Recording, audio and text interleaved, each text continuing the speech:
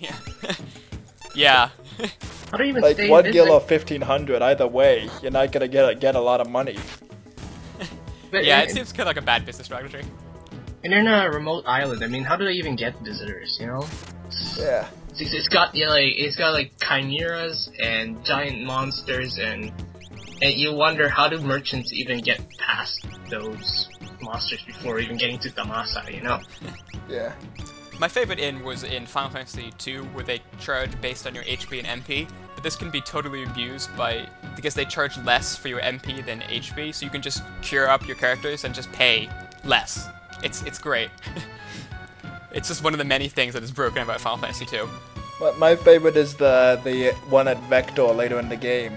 Yeah, the innkeeper's like, oh, you can stay free, and then in the night it shows the cutscene, he comes in and mugs your party members. Yeah. Steals like, I think 1,000 I gil or remember something. the first time he did that to me.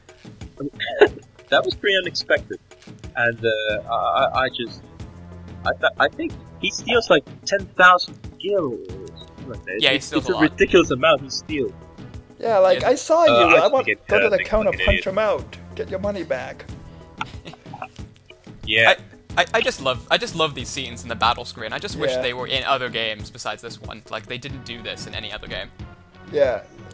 Like even 5 with like Gallup's scene, you know, they kind of just stayed still in their rows and just showed up the text boxes. Here they're all jumping around and moving. It's cool. I mean, like, they could have done this in, like, later games where they had, you know, more technology, like Final Fantasy X or anything after that, but they didn't do that. In battle, you know, in battle special events, they do that in a separate cutscene nowadays. Kind of kills usually. it. Or you have a QuickTime event in Final Fantasy 13 too. Well, there's a few. I'm thinking now. I was actually thinking of any other scenes like this in later games. Like 9, I think has the one where Steiner attacks. I think it's Blank in the opening sequence, and then Blank's armor falls off, and all the Orglops swarm Steiner, and he like runs around, Orglops, while the party members are in their rows. I remember that. I think that sort of counts, I guess. I remember there's the bomb with Steiner in the beginning as well. Yeah, that where too. Oh right, yeah, the bomb started right behind Stein. I don't know if that counts though. I guess it does. It is Yeah, a it does, cutscene in the middle of a battle. Yeah, I guess. Yeah. So I Yeah. guess Steiner, look behind you! I'm not falling for that one! Not for that one. He falls for everything else though. Alright, Yeah. listen up. Right now, there follows a very strange scene. Look at this. Wise Gao doing the moonwalk. Mr. Lau, we're leaving! Yeah, but why does he do that? He was walking backwards. Did you guys notice that? I've always Yeah, wondered why he does that. Is that supposed to be a quirk? Is that supposed to be funny? I always Lost in wondered why translation. they have the imp do the tutorial here. Usually when the other tutorials happen, they have Mog do it, but then out of nowhere there's this imp guy. Here's how Gao's rages work. Yeah, with This the always entertainer in the got background. Yeah, it's Kappa the Imp is technically his name. And Come on, that's what. We don't know where he comes from or what he wants, but he's here to help us. And so Just nod your head and Yeah. smile politely. there's like a long period of like an hour of me getting rages, which you don't want to see. Basically speaking, the rages I got, they'll be shown off. Like they're all shown off in battle. The ones that are good that I got. Like, and I'll talk about what they do. Perhaps you'd like to explain what a rage is and how it works. Oh, okay. So basically, well, the imp did it, but basically the way it works is that you go to the Veld and Gao can leap on the enemies and all the enemies in the Veld are ones you've seen before, and you can leap on the enemies and he learns their special abilities, and he learns a rage basically, and when you pick rage, you have a 50-50 shot of he does a physical attack or he does the enemy special ability, and he gets all the stats and all the immunities and all the statuses of that enemy. So it's really powerful if you know what you're doing, or terrible if you don't. Yeah, like in the video there, you saw like other party members. We don't even have Vespers for a while yet, but Gao's got Fire 2 now. Like there you go, like one of your best party members there. Yeah, That's kind of wonder though, like how can Gao mimic them and use their magic? But again, we can't analyze this stuff, I guess. yeah. If you don't put any effort into Gao, he's the worst party member in the game, no question. But if you do put effort into him, he is by far the best character. It's really strange. Like, at the end of the game, there's a... Oh, yeah, Faye? Faye? I'll be honest. I have no patience with Gao. It takes just way too long to have him do something actually useful. Yeah. I mean, the strike at his...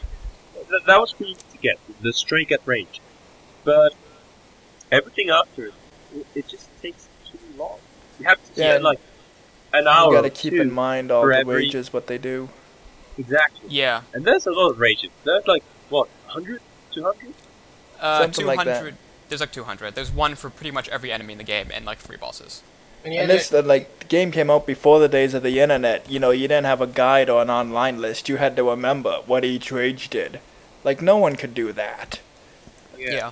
You also have to consider the monster formations. That when you get a monster formation, you defeat it. It increases the probability of it appearing in the belt. You know. Yeah. And so the more of a time you fight, the more likely you'll encounter it in the belt.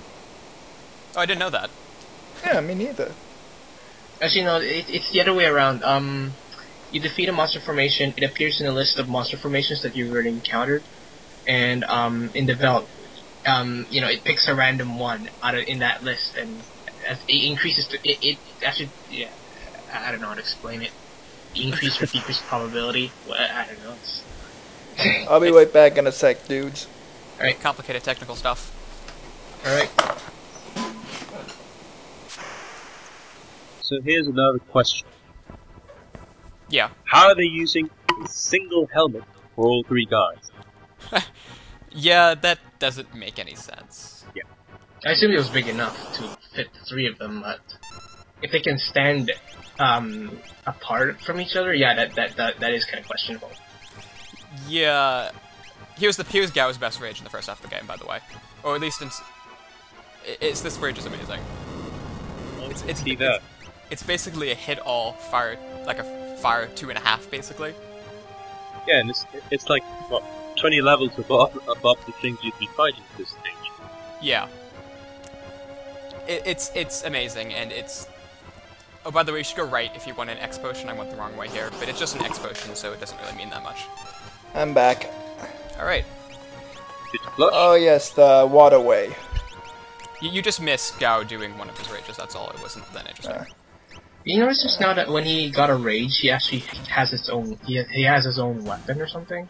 Yeah, for the Templar, he takes out a spear. It's pretty interesting, actually. Yeah, like the one I think it's the Rhinotaur in the Super NES version. He uses like one of Saban's claws because the Rhinotaur is the bestial type monster. It's a neat design thing, neat detail. Yeah, they put a lot of effort into Gao's rages. And they expect the same in kind, too bad but we're they made lazy. it so bloody difficult to get. Yeah, it's a pain to get them. I remember as a kid thinking, how are all 3 of them sharing the same diving helmet? Yeah, we talked about that. Yeah, Oh. that's just what I asked a minute ago. It's something that everyone wonders. It's a Final Fantasy world. When they go into the party, they merge into one composite being or something, maybe. Yeah. And It's they share one small bed too. It's That really raises cramped. all We sorts get to of know each other implications. very intimately. Well, it's like in Final Fantasy VII where they just walk into each other. It's very strange. There's the one Super Mario RPG. They do the same thing there, and there's the one scene where the party members come out one by one to talk to Mario, and then they go back or to say something, and then they go to like walk back into him, and someone shouts, "Wait!" and they like bump into him and like go woozy for a minute. Ugh. So they're actually walking into each other, and they just bumped. It's really I don't know. It's really weird. They eventually did stop doing that in Final Fantasy VIII. I think is when they stopped doing it. Yeah. Instead they just follow in the line kind of thing. Yeah. Then they went back to it for 9 and did it in all the other ones. Well, except for 10, you know, you can still see them kind of like walking around in some areas in 10, but they're You still can in your see- party somehow. 112 obviously too. Yeah, 12. Yeah. You can see them walking around. Oh. And they did it in 13 too, but they walked really far behind you. Like you like just walked ahead of them quick in like 5 seconds. A good thing to note, though, is that in 9, when you see all the party members and they do their little cutscene, they actually black out before showing Zidane. Rather than, you know, having them converge into one, you know, one Yeah, person. that's right. Yeah. You never Yeah. see them walking out of Zidane. If Zidane stops, the screen goes black, then you see all characters standing right in front of you. Yeah. I think it makes a bit more sense to do that instead of having characters, you know, walk out of Zidane.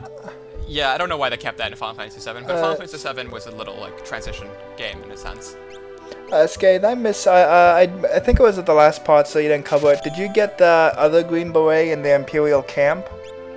I think you have to fight the Telstar Yeah. or something. Yeah, I did get it. Yeah, you can fight them on the Veld. Good way to farm the helmets this early. They're like your best helmet at this point in the game, Green Berets. Yeah, I did get it. It's the one, it's the enemy that berserks your entire party, basically, and then it starts Yeah. summoning things. Yeah. Okay, I'm being a know-it-all. I'll shut up. It's at this point, I think we're all kind of know-it-alls at something in Yeah. at some parts of Final Fantasy. That's kind of that's part kind of of a consequence of being an FFWiki, and we all become walking encyclopedias. Yeah. Well, yeah, exactly. There is, after all, 2 admins at the time. Yeah. Oh, elixir in the clock. Happens in every single clock in this game. Not every single one, but the vast majority of them. Yeah, Yeah. not every single one. Yeah, I think, that's what like, I said once. Grandfather clocks, the source of eternal life. There's I think it's Dharma or some castle. I think it is Dharma. It has the only alarm clock in the game where you can actually see the bells on the top of it, and it has an elixir in it too. You're absolutely right. I remember that one. It's right next to the inside Dharma. I remember that one. And I remember having thought, yeah, that's right. That's the only alarm clock I've seen in the entire game, with the bells and everything. And it has an elixir. Which actually doesn't It even does make have an sense because elixir. Dharma's not supposed to be. They're like the old-fashioned nation, but they have the only alarm clock in the world. How did they get this? Where did it come from? These things I will destroy. I was thinking the exact same thing. I must be deaf because I didn't hear what town that was. Doma. Oh, Doma. Dama. Yeah. He's pronounced it Dama. I don't know how to pronounce it. I think it's Dome. It's supposed to be a long O. Dome. I don't know how to pronounce anything. I call Faith and Faith, and what do I know? Alright, unless you want me to call you Drake, you better start pronouncing my name well. I will cool with Draki. Alright, Drake. Draki, yeah, that sounds really original. Yeah, we should just call you Draki from now on. Okay, sounds good. Do I have to pop in the plastic fangs now? Make it fit?